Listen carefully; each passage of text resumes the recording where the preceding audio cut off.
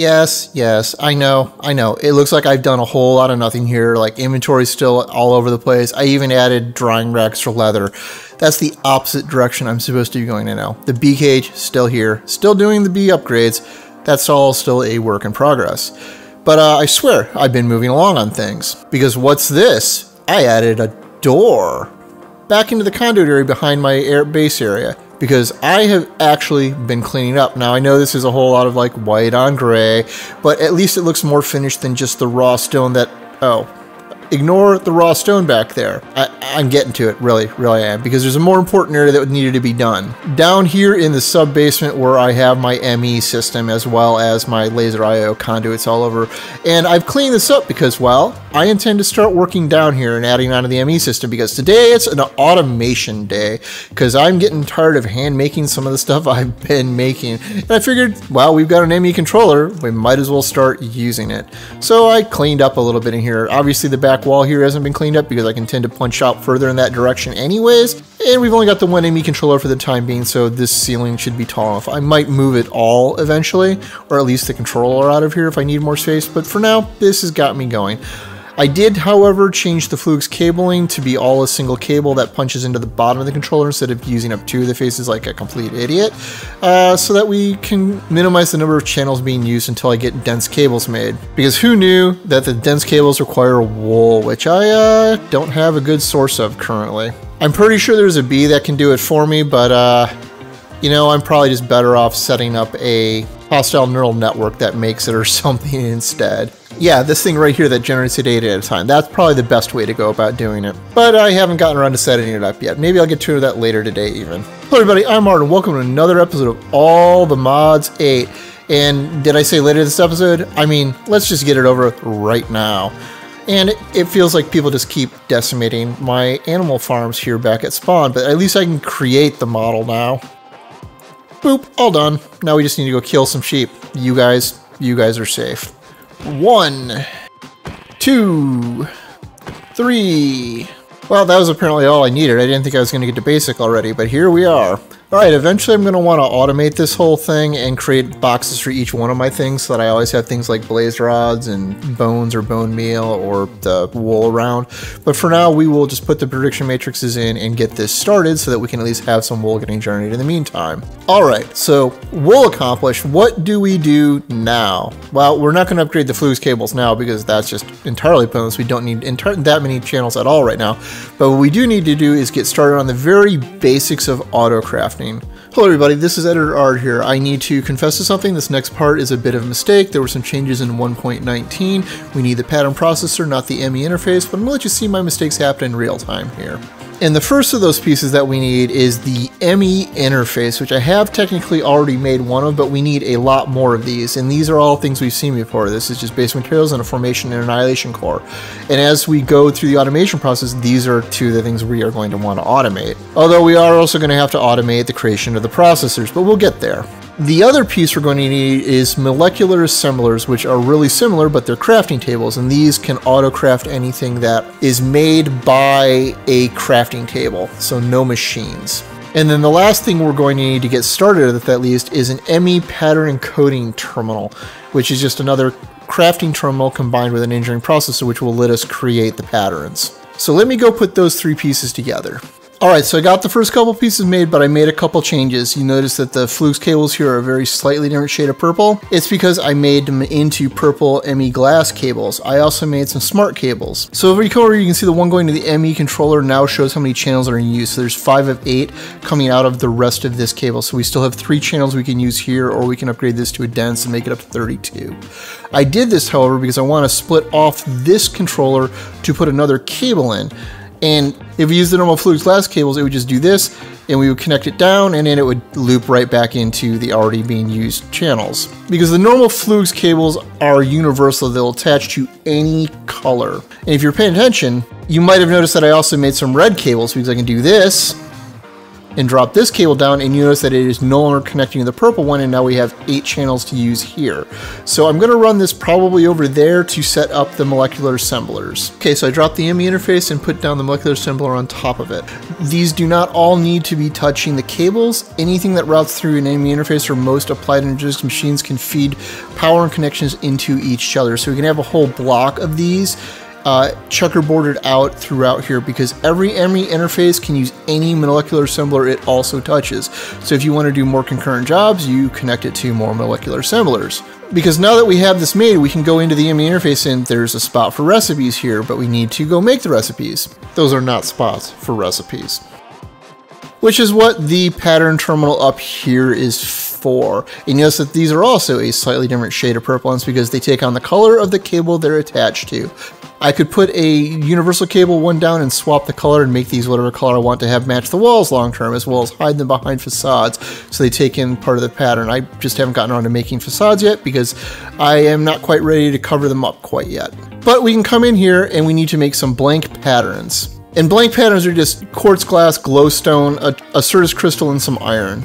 And we can just put them in here like this, and then we have to know what we want to make. And well, one of the first things I'm going to have to need to make are a whole bunch of void upgrades now that I have obsidian bees to make them with. And the void upgrade from functional storage requires a couple things. It requires a drawer and some obsidian. We have to have all the materials we want to make to be able to make this.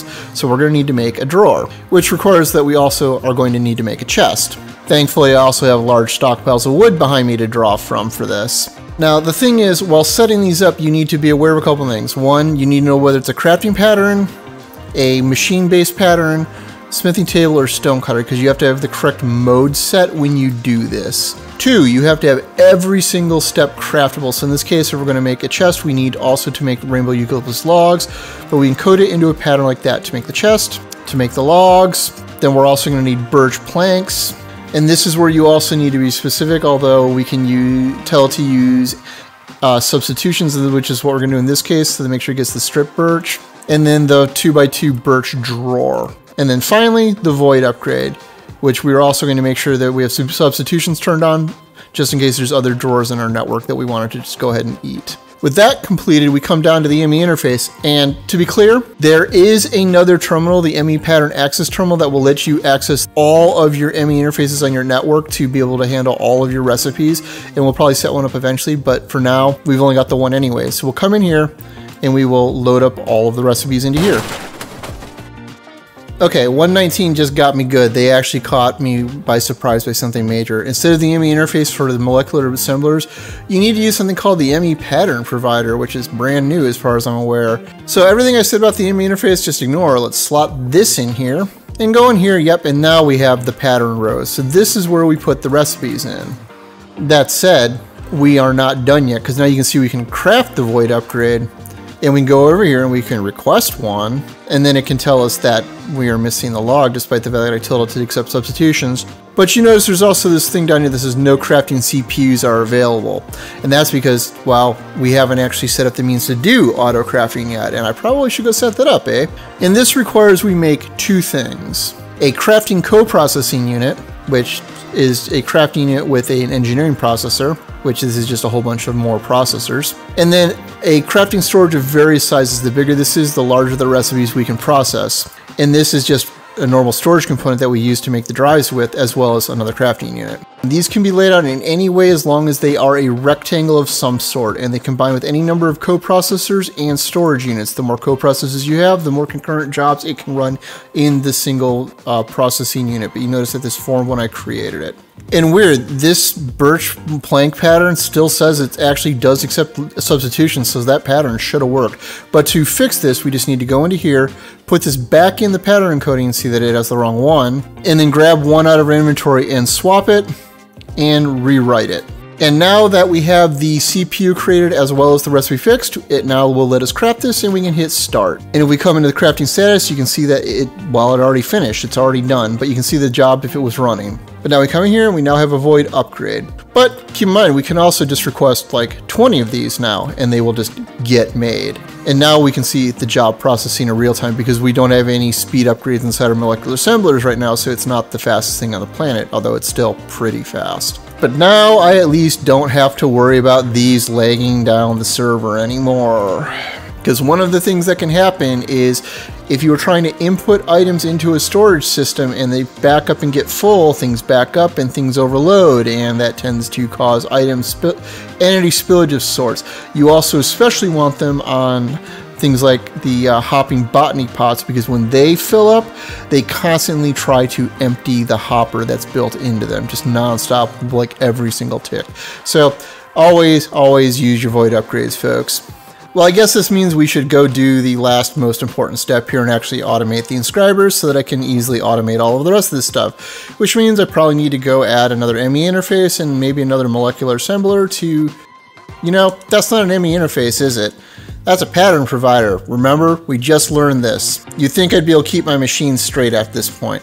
Anyhow, but we need to go do that so that we can actually make these things more easily, because I'm already running out of automation slots. So while setting this up, I realized there's something else I should show. When creating the recipes to create the circuits that actually use the presses, you generally, depending on how you want to set this up, you're probably going to want to remove the press from the recipe. And the reason that I'm doing that is because I have all of these coming in from the same pattern provider, because each of those advanced inscribers has one of the presses inside it just permanently, and it's not getting pulled out, which is weird because there's no lock command in this version, unlike the old AE2 stuff mod.